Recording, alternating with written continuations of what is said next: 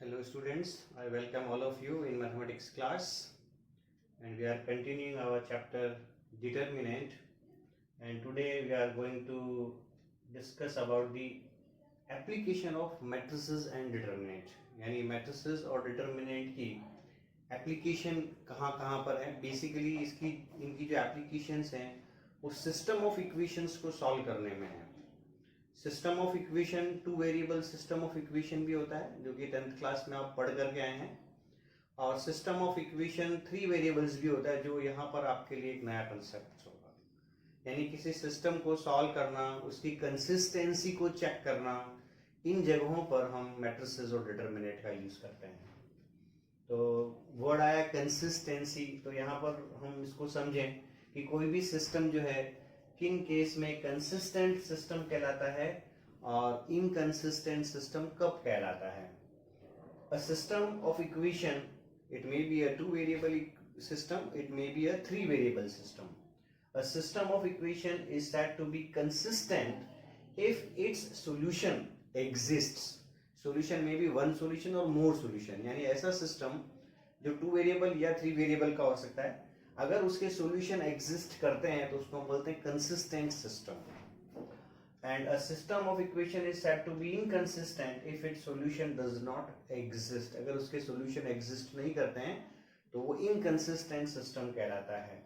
जैसा कि हम पिछले कुछ वीडियो में देख करके आए कि किसी भी सिस्टम को की कंसिस्टेंसी को चेक करने का और इनकंसिस्टेंसी को चेक करने के लिए हमने एक फॉर्मूला दिया था. मैं यहाँ पर फिर से इसको रिकॉल कर देता हूँ कि कंसिस्टेंट सिस्टम वो होगा जिसमें मैट्रिक्स की डिटरमिनेंट वैल्यू 0 न हो. यानी वो क्या होना चाहिए, नॉन सिंगुलर हो.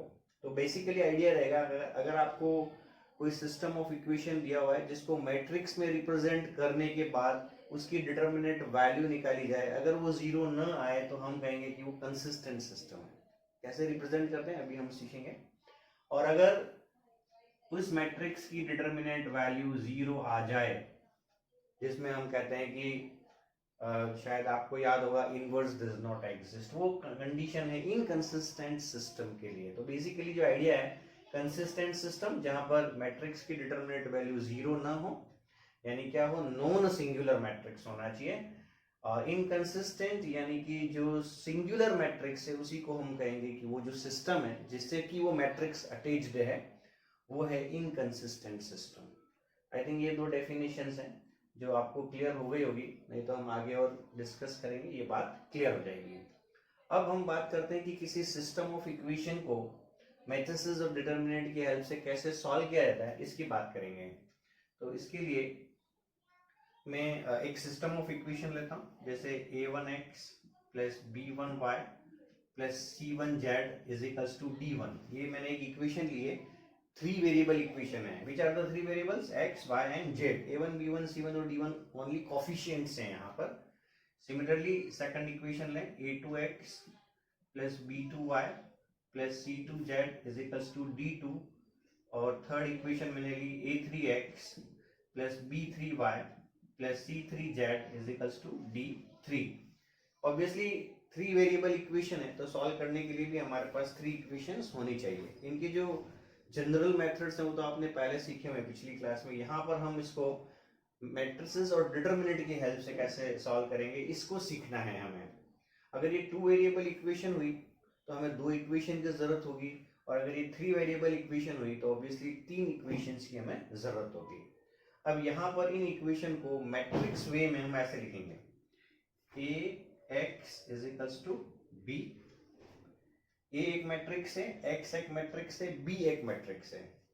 ए कौन सा मैट्रिक्स हुआ यहाँ पर देखिए, ए मैट्रिक्स हुआ जो इन वेरिएबल्स से बना है. कौन से वेरिएबल्स, जो लेफ्ट हैंड साइड में एग्जिस्ट कर रहे हैं, a1 b1 c1 a2 b2 c2 a3 b3 and c3. x हमारा जो मैट्रिक्स है, x मैट्रिक्स है जो वेरिएबल्स का है, यानी x y एंड z.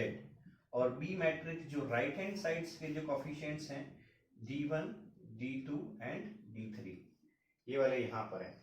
अब देखिए अगर हम इसको इससे इंटू करें, यानी ए और एक्स को इंटू करें, मैट्रिक्स मल्टीप्लीकेशन का कंसेप्ट होगा। तो अगर मैं इन दोनों को इंटू करूंगा, इसका ऑर्डर है 3 इंटू 3, इसका ऑर्डर है 3 इंटू 1, तो हमें जो मैट्रिक्स मिलेगा वो मिलेगा 3 इंटू 1 का। देखिए a1x plus b1y plus c1z and that will be equal to d1, तो हमारी पहली इक्वेशन आ जाएगी। वाइस वर्सा पहली इक्वेशन को हम ऐसे भी लिख सकते हैं। सिमिलरली यू कैन चेक कि हाँ मैट्रिक्स मल्टीप्लिकेशन फॉर्म में इन इक्वेशन को ऐसे रिप्रेजेंट किया जा सकता है। तो यहाँ पर देखें सॉल्यूशन की बात करें कैसे करेंगे, तो यहाँ पर हम क्या करते हैं, इक्वेशन के दोनों साइड्स को a इनवर्स से प्री मल्टीप्लाई करते हैं। यहाँ पर मैंने क्या किया, इधर भी a इनवर्स लिखा है, इधर भी a इनवर्स लिखा है। Then a inverse into a multiplied by x is equals to a inverse b। तो यानी a इनवर्स और a को साथ लिए, ठीक है, और a इनवर्स इंटू a आपका क्या हो जाता है, I हो जाता है, आइडेंटिटी मैट्रिक्स हो जाता है ऐसे। और आइडेंटिटी मैट्रिक्स को किसी भी मैट्रिक्स से इंटू करें तो वही मैट्रिक्स आता है। तो यहाँ पर हमारा जो फाइनल आउटकम निकल करके आया वो ये है, यानी अगर हमें अननोन की वैल्यू निकालनी है, सिस्टम ऑफ इक्वेशन को सॉल्व करना है, अननोन है हमारे इस केस में एक्स वाई जेड, तो ये इक्वल होगा ए इनवर्स इंटू बी। यानी आपको क्या करना होगा, इस ए मैट्रिक्स का इनवर्स निकालना होगा और उसको बी मैट्रिक्स जो कि ये वाला मैट्रिक्स से मल्टीप्लाई करना होगा, और उससे हम क्या निकाल सकते हैं, अननोन की वैल्यू निकाल सकते हैं।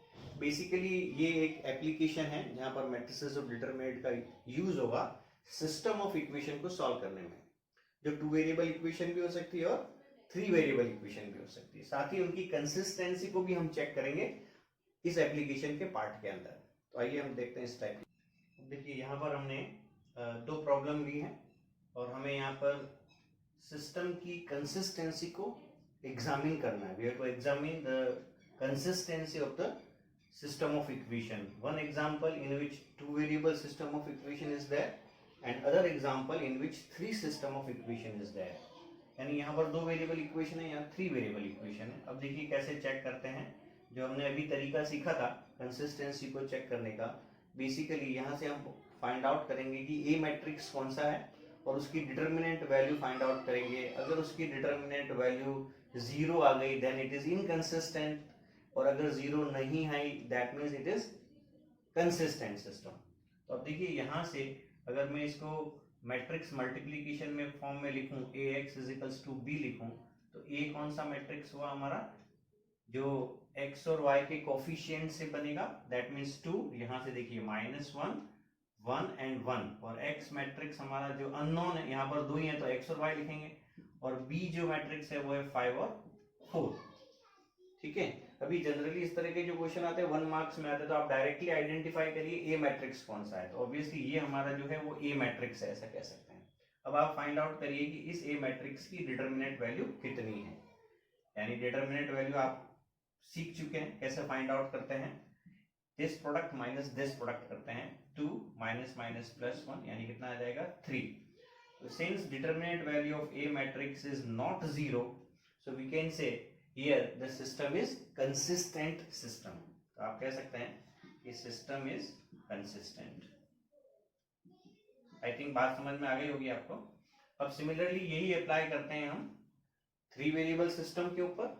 तो 3 वेरिएबल सिस्टम देखिए 3x - y - 2z = 2। यहाँ पर x वेरिएबल नहीं है तो मैंने इसको 0x लिख लिया, इसको आप कंप्लीट कर सकते हैं।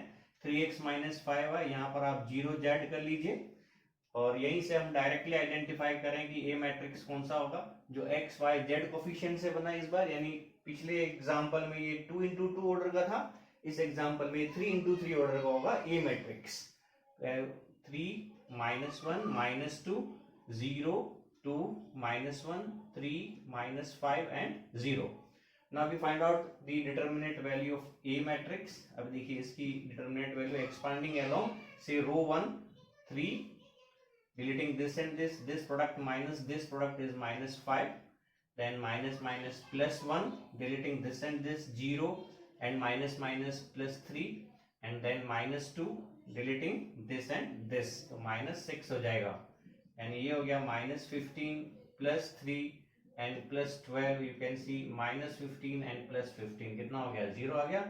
तो यहाँ पर आप देख रहे हैं कि डिटर्मिनेंट वैल्यू जो है ए मैट्रिक्स की वो क्या आ रही है, 0 आ रही है। Therefore we can say a is, system is, a न लिख करके हम क्या लिखें, इस सिस्टम की बात करें, देयरफॉर सिस्टम इज इनकंसिस्टेंट। तो इस तरह से हमें आंसर देना है using the determinant value of A matrix. यहाँ पर वो 0 के इक्वल आई, then system is called consistent. 0 के इक्वल नहीं आई और यहाँ पर 0 के इक्वल आई, इसलिए सिस्टम इज इनकंसिस्टेंट। तो ये इस तरह से कंसिस्टेंट सिस्टम और इनकंसिस्टेंट सिस्टम पर 1 मार्क्स के क्वेश्चन पूछे जाते हैं और ये नॉलेज में आपके रहना चाहिए। अब हम देखते हैं कि कैसे हम सिस्टम ऑफ इक्वेशन को सॉल्व कर सकते हैं यूजिंग। देखिए हम प्रॉब्लम लेते हैं, we have to solve the system of equation using matrix method। यानी फाइनली जिस मेथड पर हम अराइव हुए थे, जिस कंक्लूजन पर हम अराइव हुए थे, वो था हमारा मैट्रिक्स मेथड से कैसे हम किसी सिस्टम को सॉल्व कर सकते हैं। यहाँ पर जो सिस्टम है 2 वेरिएबल इक्वेशन हमने ली है, ऐसे ही 3 वेरिएबल भी हो सकती है। पहले हम 2 वेरिएबल्स को सीखेंगे कैसे सॉल्व करते हैं यूजिंग मैट्रिक्स मेथड। इसको सॉल्व करने का जो तरीका है छोटी क्लासेस में तो आप सीखते हैं, लेकिन मैट्रिक्स की हेल्प से कैसे सॉल्व करना ये देखेंगे। तो इसको हम कैसे लिख सकते हैं, अभी हमने देखा था ax is equals to B form में लिखा जा सकता है, जहां a एक मैट्रिक्स है जो कि x और y के कोफिशिएंट से बनेगा, 2 into 2 ऑर्डर का होगा। x जो मैट्रिक्स है वो हमारा वेरिएबल्स का है, जो यहाँ 2 ही है, x एंड y। b जो मैट्रिक्स है वो हमारे राइट साइड के कोफिशिएंट्स का है, -2 and 3। Therefore x is equals to a inverse of b। ये हमारा जो तरीका था मैट्रिक्स मेथड कहलाता है सिस्टम ऑफ इक्वेशन को सॉल्व करने का। अब देखें यहाँ पर हम ए मैट्रिक्स देखें कौन सा है, तो ये है 2, -1, 3 and 4। B matrix, X matrix कौन सा है, एक्स मैट्रिक्स है हमारा x एंड y। और बी मैट्रिक्स कौन सा है हमारा, ऑब्वियसली -2 and 3। ये ax is to B form के क्लासिफिकेशन हो गया। ए ये है, x ये है और बी मैट्रिक्स ये है।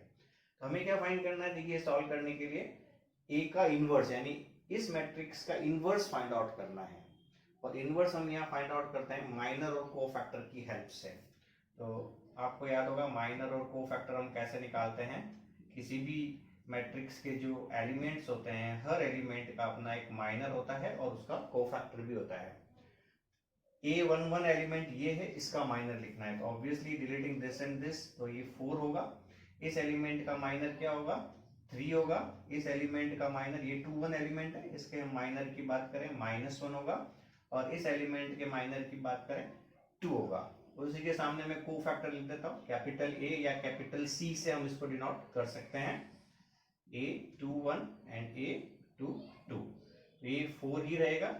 यहाँ पर 1 + 2 3 ऑड नंबर आ जाता है, इसलिए हम क्या कहेंगे -3।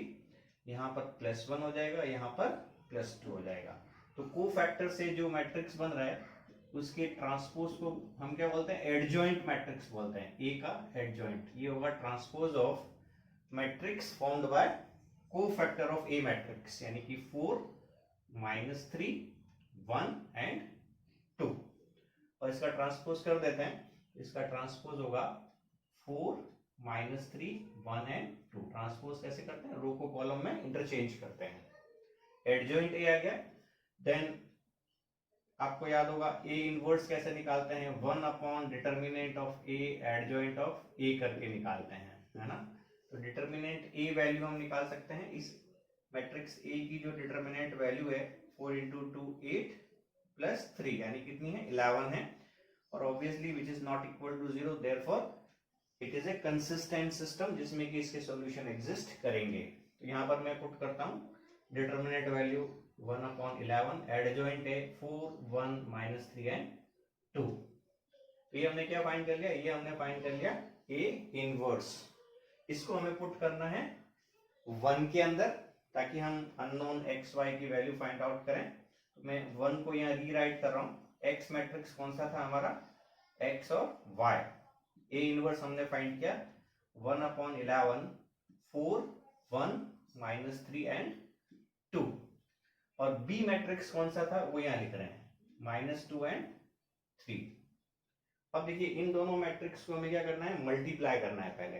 तो मल्टीप्लाई करते हैं, ये 1/11 मैंने एज इट इज लिखा, मल्टीप्लीकेशन का जो रूल है, this into this plus this into this, यानी ये -8 हो गया, ये +3 हो गया, तो यहाँ क्या आएगा -5 आएगा। सिमिलरली ये हो गया 6 और ये हो गया 6, तो यहाँ कितना हो गया 12, 6 एंड +6 12, यानी अननोन जो मैट्रिक्स है हमारा एक्स वाई वो किसके इक्वल हो गया, ये 1/11 अगर मैं अंदर इंटू करूं तो ये -5/11 और ये 12/11 काउंट होगा। ठीक है, अब इक्वलिटी ऑफ मैट्रिसेस का कंसेप्ट लगाएं तो ये इसके इक्वल होगा, ये इसके इक्वल होगा, और x की वैल्यू हमें मिल गई -5/11 और y की वैल्यू हमें मिल गई 12/11। तो ये जो तरीका है सिस्टम ऑफ इक्वेशन को सॉल्व करने का, x और y की वैल्यू निकालने का, ये कहलाता है मैट्रिक्स मेथड से सॉल्व करना। तो इस पर जो क्वेश्चन आते हैं उसमें अटैच्ड होता है कि solve this system using this method, matrix method. तो आई थिंक आपको बात समझ में आई होगी। ये मैंने जो एग्जांपल लिया था वो 2 वेरिएबल इक्वेशन का लिया था। सिमिलर वे में आप 3 वेरिएबल इक्वेशन को भी सॉल्व कर सकते हैं और यही आपका होमवर्क रहेगा।